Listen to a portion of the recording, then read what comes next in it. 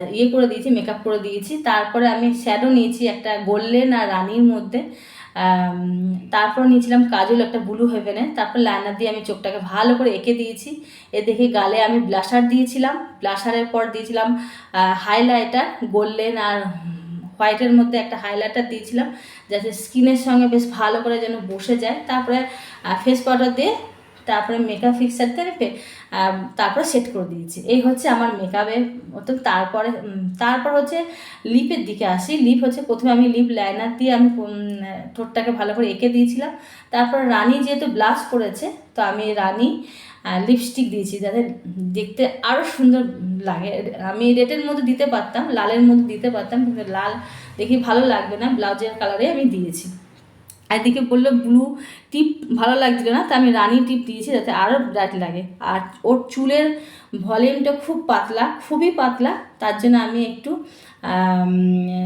চুলটাকে ক্লিপিং দিয়ে একটু চুলের ভলিউমটাকে একটু বাড়িয়েছিলাম, যাতে ক্লিপিংয়ের সাহায্যে যাতে চুলের ভলিউমটা একটু যেন বাড়ে।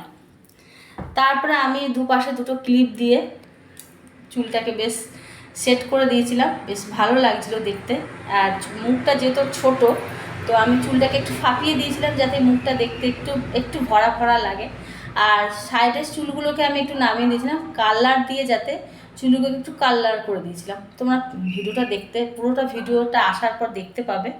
তো আমি এইভাবে মেকআপটা করেছিলাম। তা করতে করতে আমি একটু নিজে সেরেছিলাম, আর ভালোই লাগছিল বেশ, মানে ঘরোয়া মতন করে আর কি, তাই না? এই টুকিটাকি তো মেয়েরা মেকআপ করতেই জানে, এর জন্য যে পার্লার যেতেই হবে তাই সবসময় তাও নয়। এই হচ্ছে মেকআপ। কেমন হয়েছে মেকআপটা তোমরা অবশ্যই কমেন্ট করবে, ঠিক আছে?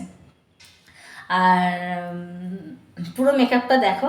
ওর তো মেকআপটা বলছে যে মা আমার খুব ভালো লেগেছিলো, কিন্তু প্রচণ্ড গরম ছিল, যেহেতু ছাদে উঠে ভিডিও শ্যুট করছিলাম, ওরও প্রচণ্ড গরম লাগছিলো। আর শাড়িটাও আমি আটপরের মতন আমি নিজেও পরেছিলাম।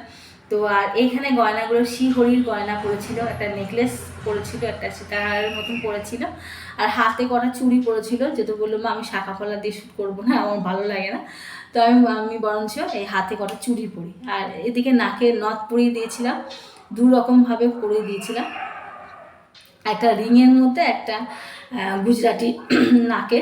তো যাই হোক, যেখানে আমি চুলের ভলিউমটাকে ক্লিপিং দিয়ে বাড়িয়ে দিচ্ছি আর চুলটাকে সাইড দিয়ে কেটে, আমি কিন্তু হেয়ারস্টাইলটা আরও একটু ভালো করতে পারতাম, সামনে বেরুনি দিয়ে করতে পারতাম, কিন্তু টাইমের অভাবে আর হলো না। আমি এই হেয়ারস্টাইলটা অন্য অন্য কোনো দিন তোমাদের সাথে শেয়ার করব, ভালো লাগবে।